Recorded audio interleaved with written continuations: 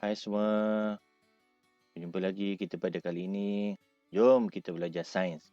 Hari ini kita akan belajar tentang faktor yang mempengaruhi saiz dan bentuk bayang-bayang. Apakah objektif pembelajaran kita pada hari ini ya? Hari ini kita akan belajar mengeksperimen untuk menentukan faktor yang mempengaruhi saiz dan bentuk bayang-bayang.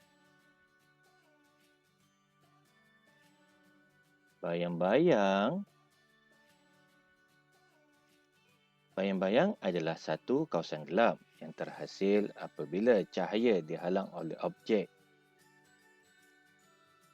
Bagaimana ya bayang-bayang terbentuk? Bayang-bayang terbentuk apabila cahaya yang bergerak lurus dihalang oleh suatu objek. Berikut adalah rajah menunjukkan susunan lampu suluh, objek dan bayang-bayang yang terhasil di skrin.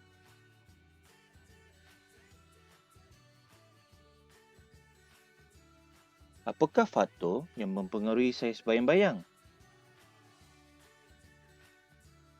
Jom kita lihat.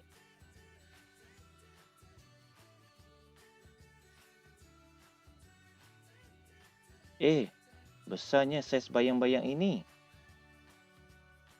Kalau kita jauhkan lampu suluh dari objek itu, saiz bayang-bayangnya mungkin menjadi lebih kecil. Itulah hipotesis kita.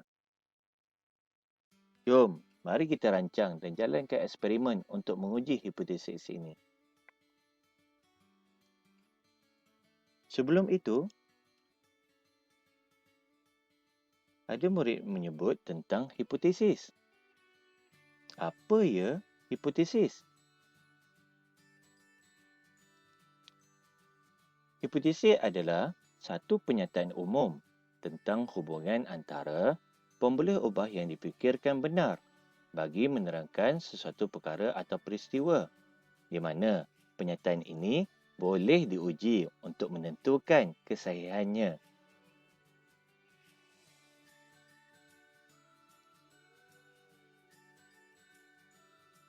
Jom kita lihat penyataan murid ini. Kalau kita jauhkan lampu suluh dari objek itu, saiz bayang-bayangnya mungkin menjadi lebih kecil. Jadi, daripada penyataan murid ini, kita boleh membuat satu penyiasatan di mana kita boleh tentukan dan mengenal pasti pemboleh ubah dimanipulasi. Pemboleh ubah bergerak balas yang digunakan dalam penyiasatan ini.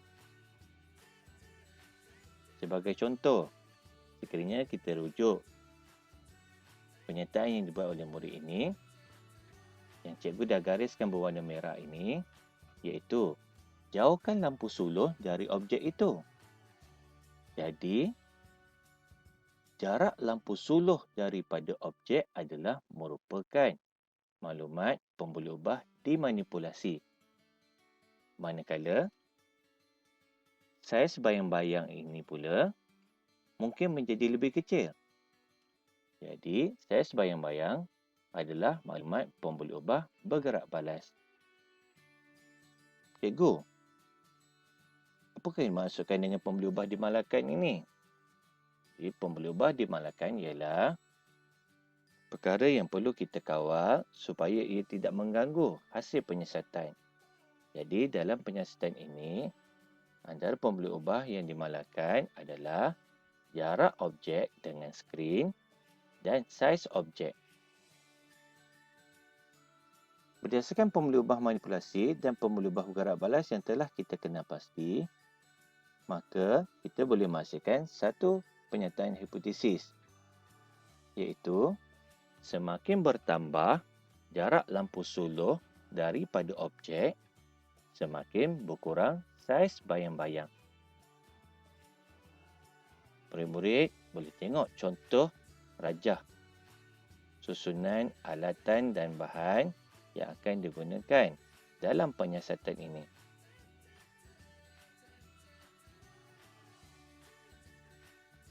Jom kita jalankan eksperimen untuk melihat faktor yang mempengaruhi saiz bayang-bayang. Di mana penyataan masalahnya adalah apakah faktor yang mempengaruhi saiz bayang-bayang. Hipotesis yang telah kita kena pasti tadi adalah semakin bertambah jarak lampu suluh daripada objek, semakin berkurang saiz bayang-bayang. Berikut adalah gambar raja susunan alatan dan bahan yang digunakan dalam penyiasatan ini. Sekiranya murid-murid boleh lihat di sini, lampu suluh yang kita gunakan dalam penyiasatan ini hanya satu. Cuma kita akan gerakkan lampu suluh dari objek ini dengan jarak 5 cm dan kemudiannya dengan jarak 10 cm. Objek dan kedudukan skrin kita tidak akan ubah.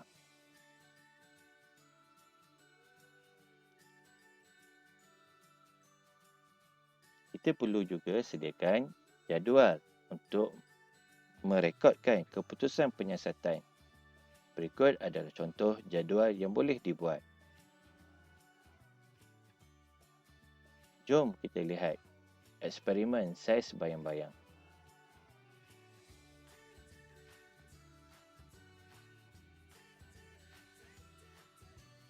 Berikut adalah satu penyiasatan yang telah dijalankan bagi melihat perubahan saiz bayang-bayang dan faktor yang mempengaruhi saiz bayang-bayang. Jom kita lihat bersama.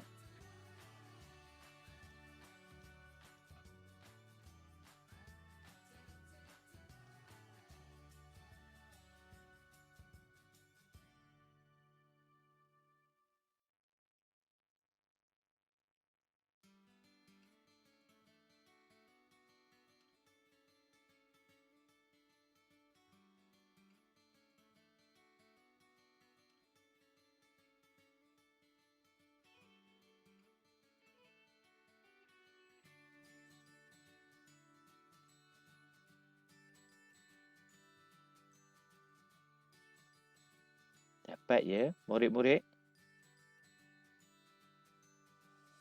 Mari kita ingat kembali. Kita rekod keputusan penyiasatan kita kepada saiz bayang-bayang. Apabila lampu suluh digerakkan ke arah 5 cm, saiz bayang-bayang yang dapat dilihat adalah seperti berikut.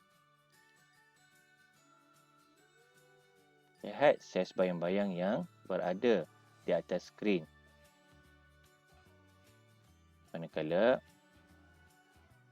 saiz bayang-bayang apabila jarak suluh di antara objek adalah 10 cm adalah seperti berikut.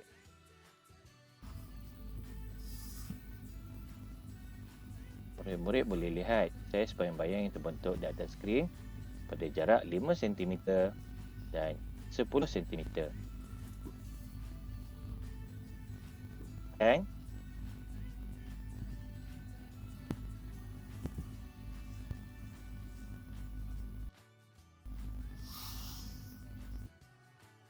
Jom kita rekodkan keputusan penyiasatan kita sebentar tadi. Ya, jarak lampu suluh dari objek pada jarak 5 cm, saiz bayang-bayangnya besar. Manakala pada jarak 10 cm, saiz bayang-bayang yang dihasilkan adalah kecil.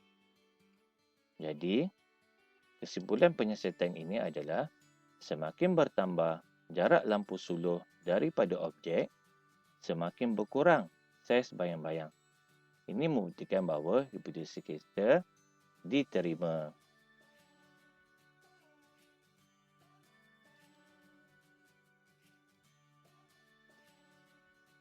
Saiz bayang-bayang menjadi lebih besar jika jarak di antara sumber cahaya dengan objek lebih dekat. Bagaimanakah pula jika jarak di antara objek dan skrin diubah? Jadi ini satu pernyataan juga ni. Apa ya? Pembelubah manipulasi dan pembelubah bergerak balas. Ya, pembelubah dimanipulasi yang boleh diuji dan penyiasatan ini adalah jarak objek daripada skrin, manakala pembelubah bergerak balasnya pula adalah saiz bayang-bayang. Pembelubah dimalakan adalah jarak lampu sulur dengan skrin dan saiz objek. Hipotesa yang boleh dibina dalam penyiasatan ini adalah semakin bertambah jarak objek daripada skrin, semakin bertambah saiz bayang-bayang. Berikut adalah susunan alatan dan bahan untuk menjalankan penyiasatan ini.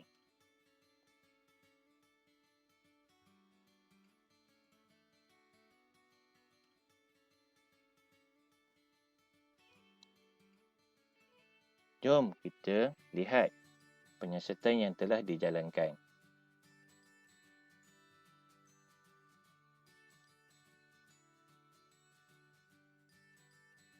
Objek digerakkan pada kedudukan 5 cm dan 10 cm.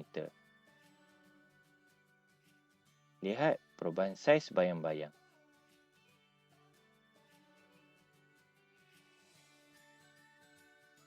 Berikut adalah keputusan penyiasatan yang dapat dilihat ketika penyiasatan dijalankan. Pada kedudukan 5 cm dan kedudukan 10 cm. Cuba lihat perbezaan saiz bayang-bayang dan rekodkan ke dalam jadual keputusan penyiasatan.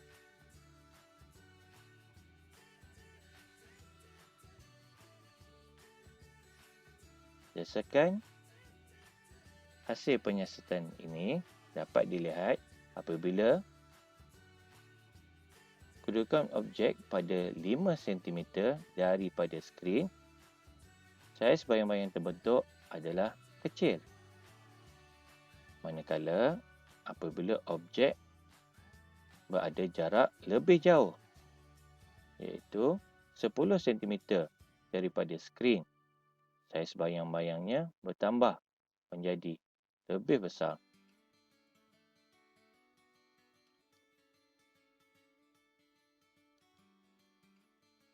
Berdasarkan keputusan penyiasatan, bolehlah kita rekodkan ke dalam jadual, di mana dapat dilihat di sini jarak objek daripada skrin apabila pada jarak 5 cm, saiz bayang-bayang yang dihasilkan adalah kecil. Manakala apabila jarak objek dari skrin 10 cm, saiz bayang-bayangnya besar. Jadi, kesimpulan penyiasatan ini adalah semakin bertambah jarak objek daripada skrin, semakin bertambah saiz bayang-bayang.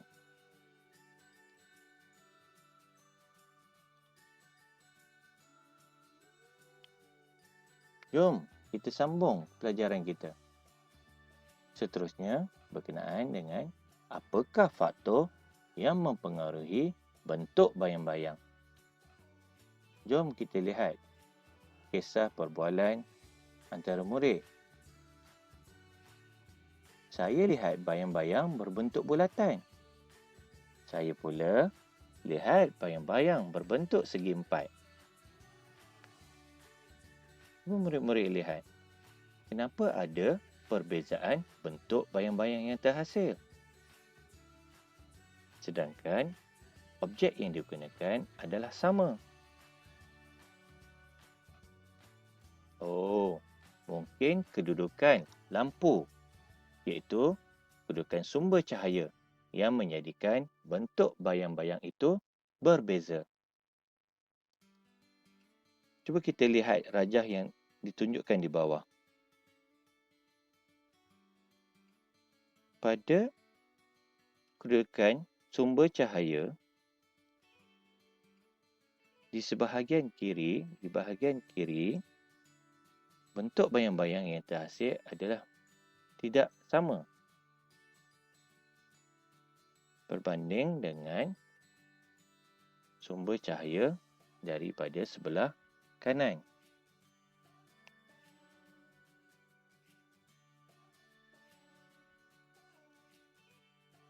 Ini menunjukkan bahawa kedudukan sumber cahaya mempengaruhi bentuk bayang-bayang.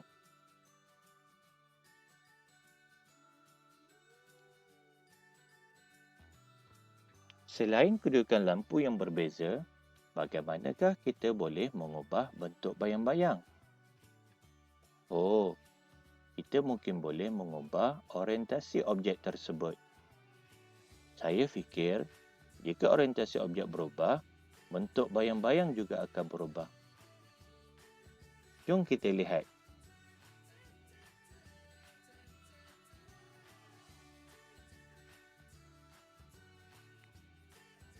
Sumber cahaya diarahkan kepada objek yang sama. Lihat bayang-bayang yang terhasil. Ya, bentuk bayang-bayang terhasil mengikut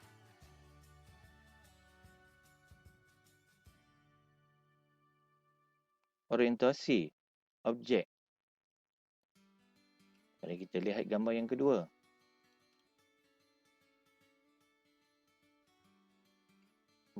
Masih menggunakan objek yang sama, tetapi orientasi objeknya telah berubah. Murid-murid, cuba lihat, adakah bentuk bayang-bayang yang dihasilkan sama seperti rajah yang mula-mula sebentar tadi? Ya, berbeza betul.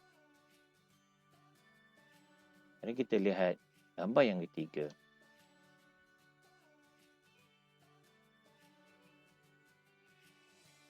Dan gambar yang keempat. Berdasarkan gambar yang ditunjukkan, ini membuktikan bahawa orientasi objek mempengaruhi bentuk bayang-bayang.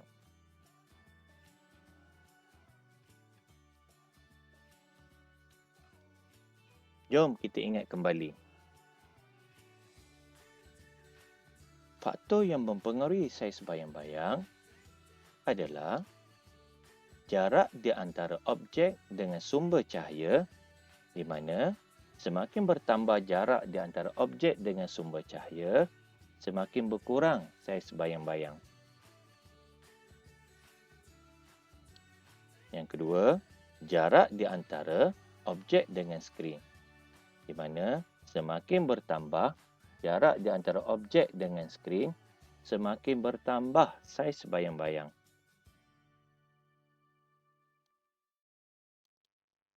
Faktor yang mempengaruhi bentuk bayang-bayang. Yang pertama, kedudukan sumber cahaya. Dan yang kedua, orientasi objek.